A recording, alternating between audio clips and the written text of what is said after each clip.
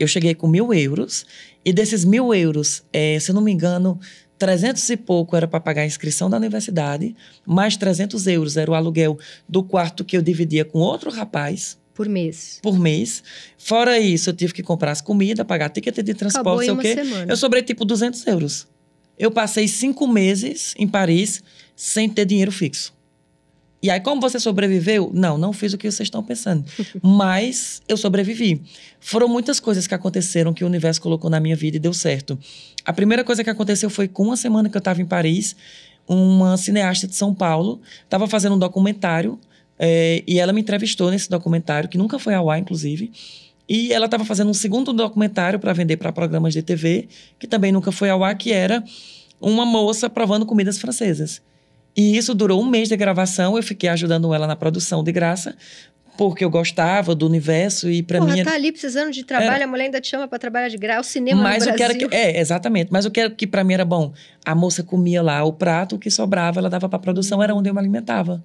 Entendeu? Então, tipo assim, eu não tinha muito o que comer, mas eu ia pelas beiradas e ia em alguns lugares.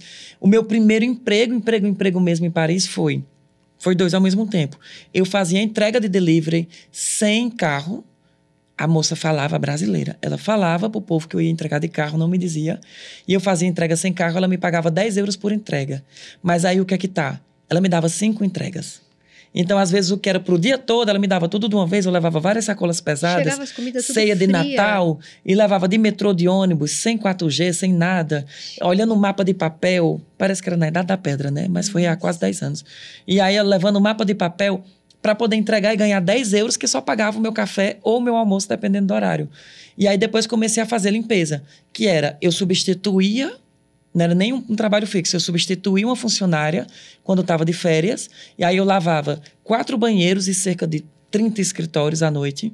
Algo assim. Ganhava 100 e poucos euros por mês. Só meu aluguel era 300. Nossa. E aí ia vivendo com o que se tinha. E esses empregos você arrumava? Você ia num lugar de emprego, assim? Não. Era contato em comum. E aí, inclusive, foi muito ruim para mim porque, infelizmente, eu só sofri golpe em Paris por brasileiros. Te dava um golpe, tipo, vem aí que tem um trabalho. Quem mais me deu golpe, me deu calote, quem me fez não ter muita confiança foi o público brasileiro. Sendo que tem brasileiros incríveis, mas assim, tem muito brasileiro ruim. O quê? Falava, vem cá que é trabalho, te roubava? Essa brasileira, quando ela me deu esse emprego de menagem, que é a faxina, ela me manipulou de uma forma como se ela estivesse me dando algo bom, mas não era. A minha gerente, que era brasileira, jogava para mim uma coisa de passivo-agressivo, que era, eu tenho filha, eu moro na periferia, eu tenho que pegar um trem. Você consegue limpar esses banheiros para mim? Porque não deu tempo eu limpar os meus. Eu limpava os meus, limpava os dela. Fiquei fazendo isso várias vezes. No dia que eu não limpei o dela, ela me ligou na empresa e me denunciou. E eu olhei pra cara dela e disse, eu sou estudante, eu não tô aqui legal, se você fizer isso de novo, eu vou na polícia. Nossa. Porque eu sou esse tipo de pessoa. Mas assim, eu aprendi muito. A França, para mim, foi uma escola muito grande nesse sentido. Porque você foi muito protegido, né? Você tinha muito amor e muita proteção ali, mãe, vó. Você foi mimado? Fui, mas assim, o que mais me salvou na França foi a alienação. Por isso que eu falo que a alienação, às vezes, é importante. E a alienação em que sentido? Eu me alienava muito. Eu botava muito na minha cabeça que, se nada desse certo, eu voltava pro Cariri. Porque minha mãe, mesmo ela não sendo rica, se eu dissesse, mãe, eu preciso voltar, iam conseguir a minha passagem de volta. Então, era muito, se nada desse certo, eu ia voltar pro Cariri. Eu dormia sem nada para comer, mas na minha cabeça estava dando certo. Você passou fome? Passei. Porque eu já estava em Paris, entendeu? Então, eu dizia, tem tanta gente que sonha em estar aqui a vida toda e nunca consegue. Já que eu tô aqui, isso aqui é efêmero. Eu sabia que o trabalho de... Mas isso não me parece alienado, me parece bem pé no chão. Tipo, mas o alienado é... Se eu parar, quando hoje eu paro para pensar no que eu vivi em Paris naquela época, eu não sei se eu teria essa coragem de novo. Entendi. É isso que eu falo. Então, na época, eu passei por muita coisa que a gravidade era muito maior. Porque, assim, uma vez eu parei e disse, se eu morrer agora, ninguém vai sentir falta do meu corpo. Porque era num ponto que eu tava tão isolado, sem conhecer... Tá ficando pesada essa conversa, né? Não, mas tô achando... Sem conhecer ninguém. Porque, assim, eu não falo muito sobre isso. E aí eu disse... Eu tô do outro lado do planeta e minha mãe não sabia. Minha mãe só soube do que eu passei no dia que, 3 anos depois, que eu já estava na internet, isso anos depois, 5 anos que eu estava em Paris. Você falava com a sua mãe e falava que estava tudo bem. Estava tudo ótimo. Eu postei no YouTube porque muita gente dizia, eu me inspiro muito em você. Eu digo, você está se inspirando errado. Porque você nunca viu minha história. Então, quando eu contei isso no YouTube, não foi para ganhar like. Porque eu acho essa história pesadíssima. Foi para que as pessoas entendessem que nem tudo são flores. E assim, eu conto no vídeo, teve dias que eu juntei 100 moedas de 1 centavo para comprar uma baguete de 1 euro. E eu passava o dia comendo essa baguete, que era tipo, você dá uma mordida para não desmaiar. Não era nem para matar a fome. Então, foram períodos que assim, esse período mesmo extremo durou 3 meses. Aí você diz, ai, Max, mais 8 anos em Paris, para 3 meses de sofrimento eu tenho coragem. Mas foi o que mais demorou. Porque você passar um dia sem saber como é que vai ser o seu dia seguinte é uma eternidade. E isso foi logo que você chegou lá? Logo quando eu cheguei. E aí, que momento que muda? Quando você consegue o estágio, não sei qual que é o nome, na moda? Quando eu trabalhava fazendo essas faxinas, eu imprimia muito currículo escondido. Nas impressoras do escritório. E aí eu imprimi mais de 100, nem lembro, era muita folha. E eu distribuía. Tanto que uma vez me ligaram e disseram assim, tô falando com o Max Peterson? Eu digo, tá. Ah, porque eu tô ligando pro trabalho que você se candidatou. Eu digo, de babysitting? Ela, não, de massagem. Eu, claro, massagem. Eu nem sabia que eu tinha me candidatado a isso. Você se candidatou? Eu tava desesperado. E uma vez me ligaram, era o chefe de uma grife francesa, e o chefe geral, e ele queria fazer uma entrevista de emprego comigo.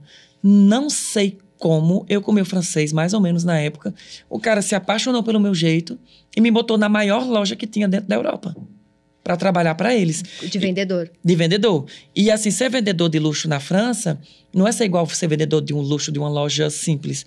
Você aprende muita coisa, principalmente sobre moda. E nesse momento, o meu salário passou de 120 euros na época para 1.800 euros. Nossa. Era uma fortuna para mim. Você andava dançando pelas ruas? Foi a primeira vez. Espacate? Foi a primeira vez que eu vivi Paris de verdade. Isso já estava com quase 1 ano que eu estava lá. Foi a primeira vez que eu pude olhar para uma vitrine e dizer, nossa, que lindo isso aqui, quanto é? Porque antes eu não tinha isso. Você nem olhava. Eu nem olhava. Eu não comia na rua. Então eu fui começar a viver Paris de verdade quase 1 ano depois. E o mais engraçado para mim dessa transição é que quando eu comecei a trabalhar com moda, eu ainda estava no pré-aviso da limpeza. Então, às vezes, não dava tempo de me trocar. Do jeito que eu estava de terno e sapato de cor italiano, eu ia fazer a limpeza. Então, já chegou de eu fazer a limpeza com o carrinho mais bem vestido do que os próprios funcionários da empresa.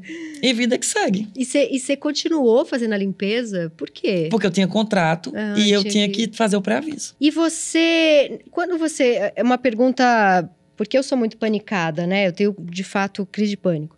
Quando você chega lá em... Gente, você foi do Cariri para Paris. Você nem fez uns 3 meses para sofrer em São Paulo. Nunca morei em nenhuma capital. Você nunca tinha morado em nenhuma capital. Você não tinha umas crises de ansiedade? Você não foi para um lugar... Não, porque a ansiedade na época não existia. A gente não falava tanto como fala hoje. Porque se existisse... a ansiedade, na minha cabeça, ela veio de 2016 para cá. Porque senão eu teria. Eu teria tido, com certeza. Eu não sei o que é que eu tive. Por isso que eu te falo alienação. Você falou, eu vou eu era muito feliz. Aqui. Você estava feliz. Dentro da minha infelicidade, eu era feliz. E eu não sei como explicar isso. Eu vejo as minhas fotos, eu sempre tinha muito gosto de querer me vestir bem, ou com roupa que me davam, alguma coisa. Eu fazia muita foto, eu fazia minhas brincadeiras. Então, dentro daquilo tudo, eu ainda era feliz. Então, eu não sei explicar. Qual